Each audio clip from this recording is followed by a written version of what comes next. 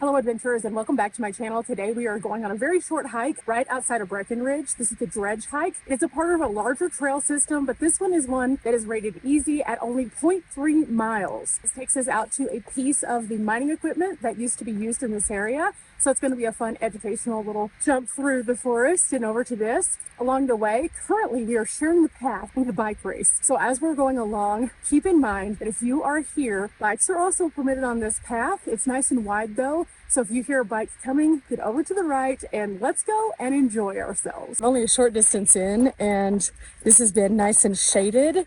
There is a bridge here where we can have a little bit of an overlook. And overall, this is a great way to see a piece of Breckenridge history. It goes, of course, over this beautiful waterway. And watch this.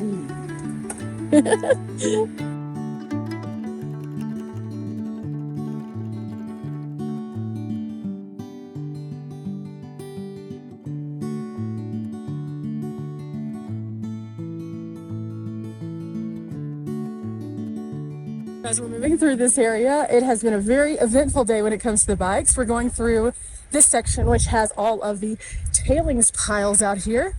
And as we're moving, we can see all of these significant and amazing views.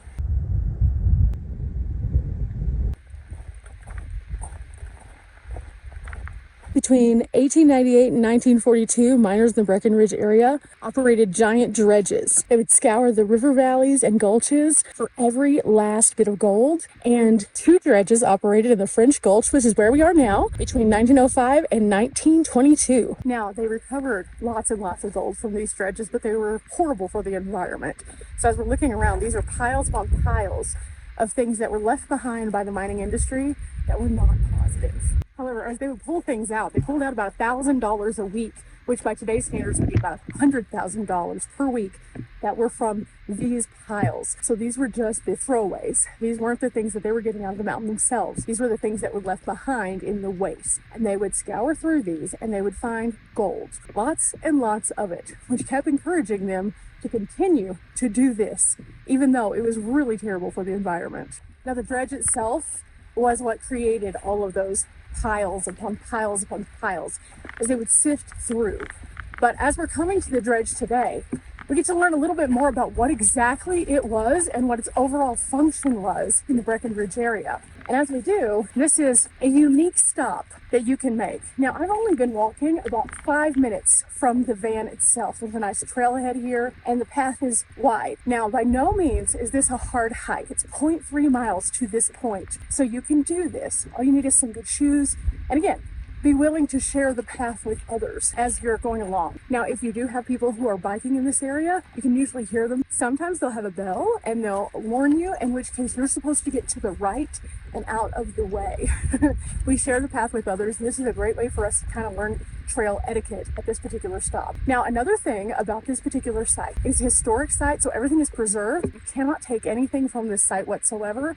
But I think whenever I show you what I'm about to show you, you're going to love it. Referencing our sign, it was activated in 1908 and went to 1922. It was a dredge that mined for gold. And you can see what the building actually looked like. It did have water around it, but you can see the area is pretty stripped down. All of this doesn't really have anything. And we're standing kind of over here where this horse is. And you can see it's just barren. There's nothing vegetation-wise in this area until you get way up onto the trees in this section, but even these are kind of gone. Now, this was a floating, self-contained system for gold mining, and they would process gold through this plant, but it was floating, so it needed to be on water. Now, you might think that's kind of weird because, yeah, it is kind of weird. And why just leave something floating in the water? Well, most of the time, by the time that they built these things and then they abandoned them, the community itself was kind of finished with whatever it was. They didn't really reactivate these things after, so they would just sit here in the middle of, the forest, and they would just rot and fall down. And then eventually somebody might come in and buy a piece of property that something was on, and then if they wanted to, then they would take it off of there. But most of these kinds of places became public property, and they became maintained by the city of Breckenridge as Breckenridge tried to pull themselves out of mining, pull themselves into something that was more comfortable for today's standards. Commercial tourism became a big thing here in Breckenridge because the mountains that you see around us, skiing started to take precedence over mining, which had long since moved on. And so this was an interesting interesting way for them to use this space differently. But then they found that the history itself would also bring people here, so they started to preserve these sites through that trail system we were talking about. This is one of two of the dredges that were in the French Gulch area, which is the roadway that runs over on this side over here and brings you all the way out into the mountains from Breckenridge proper. It's a pretty fascinating story. There's a few more pieces that I want to tell you, but first let me show you what the land looks like now. Behind us, we still have large piles of rock in every direction, but you can see vegetation is starting to persist and come out. You have pieces of the mining industry that are left behind. This entire mountain has reforested since that time, and it's just beautiful. And then you come around to here where all of this was gravel, and you see, again, vegetation is taking over, but then right in front of us, this is that dredge floating on the water. It is starting to sink in and be claimed by the waterway itself. Very little of the actual structure still remains. It is fascinating to see what does remain, but over time, this is just falling off into the waterway over here. And we'll look at this again in a second, but let's get a few pieces of context. Again, going back to our sign, it mentions that few could match the production of this particular dredge.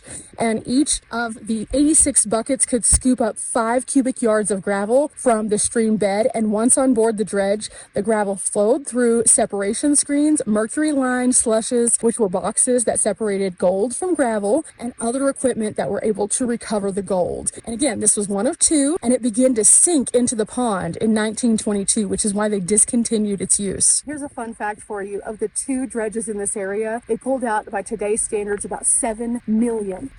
So you can see why this was a very productive thing that they wanted to do, despite its environmental impact. The mining industry was about making that money. It wasn't necessarily about, let's think about it after. A lot of times when you go to the ghost towns of Colorado, the ghost towns of Montana, California, Utah, Nevada, you find entire towns that were literally just walked away from. No one cared about the impact that they had after, because they were just living in that moment of, let's make that money. Big corporations, once they were finished, they were finished. They didn't care if they cleaned up the area around. It was left to the people, if they wanted to stick around, for them to do so. And it just kind of goes to show, when you visit places like this, why it is important that they have taken over those places and turned them into what they have. On this sign, it also mentions that they have freed up this particular building by making it sure where it won't sink completely, and made it a part of the historical record of this area by taking it over and turning it into, again, this trail system. So even though this is still sinking into time and space, it is more secure. Now with that, you are not allowed to go near it. It is very dangerous. Never try to go near a mine site or any kind of equipment like that. It is not safe, but it is fascinating to be able to at least see a piece of the history. And so that's why we come out to places like this. Again, today is a short adventure because we're just on a 0.3 mile trail, but that doesn't mean you can't have context. There are QR codes here. There are websites that you can go to, and there is service here. So if you are very interested in this, you can use your little Google thumbs, use the information provided, and find more. But let's take a closer look at this thing. It is really cool. And from the pieces that you can see, it is fascinating. Again, this is what it looked like before. It had white walls.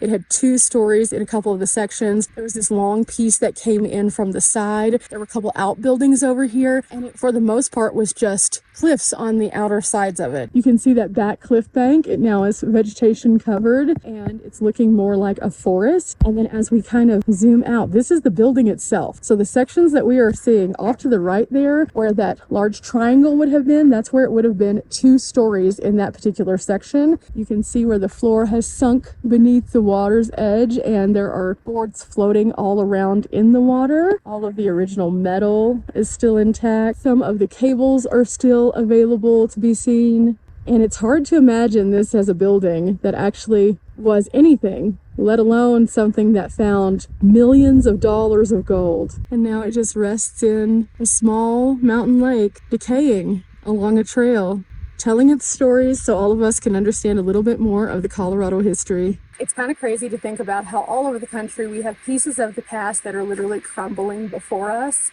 And so often we have no idea of the context. Places like Breckenridge, who have made the context front and center and turned it into something that we can actually learn from, are a step ahead of the curve. We always have to learn from the past to make a better tomorrow.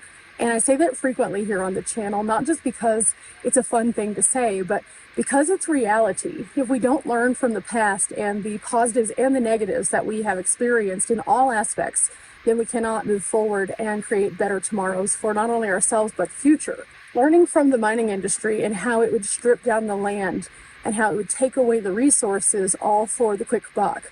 We should learn that all of us here should be appreciative for the areas that we do have that still do have those resources. It's an alarming rate at which we are cutting down forests currently, and something that we should take consideration of, because this isn't the first time we've done this. The mining industry also did this.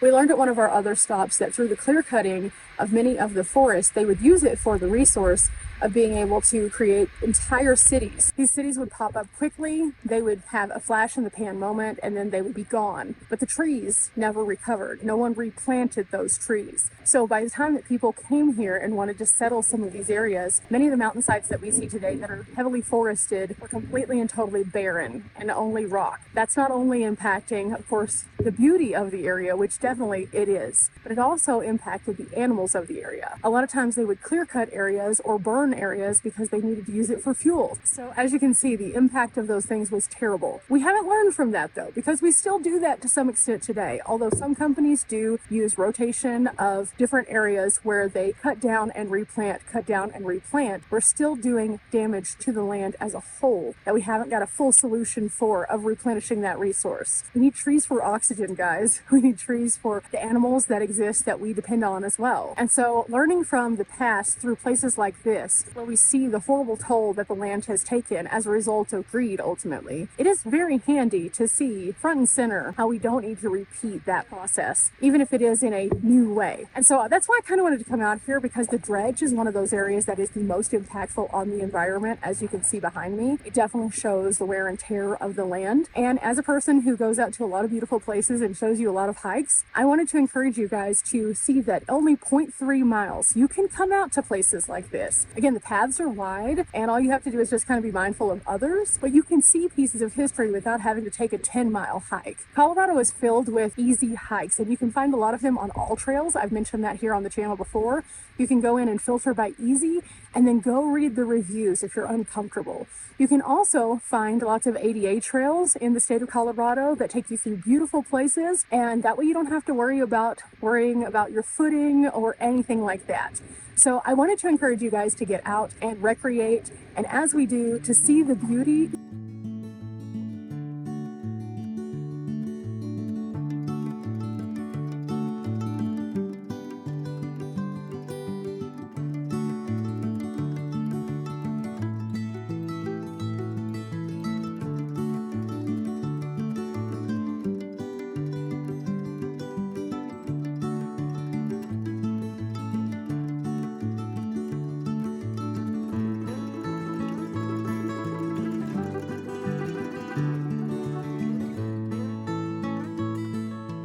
You can see the trail is beautiful, it's short, and they even have some parking if you have some accessibility issues right by the trailhead. You can go along this trail, it's nice and wide. There's lots of signs telling you about the area. So as this is a pretty easy one, it has flowers, a water feature, gorgeous shade that you can kind of get under, and it's amazing. So an absolutely free thing you can do in Breckenridge, but something that is available to us all. Now, let's get back to the van so we can wrap this up. We're finishing up the race pretty soon. I've been seeing a lot of racers. Okay guys, that's gonna do it for us here on the trail. Again, a 0.3 mile hike to something really cool. If you feel like doing a little bit more, you can just keep on taking the loop and find all sorts of history. But for now, I'm gonna get down mountain and off to our next adventure. Remember guys, we're not here for a long time, but we are here for a good time. Bye.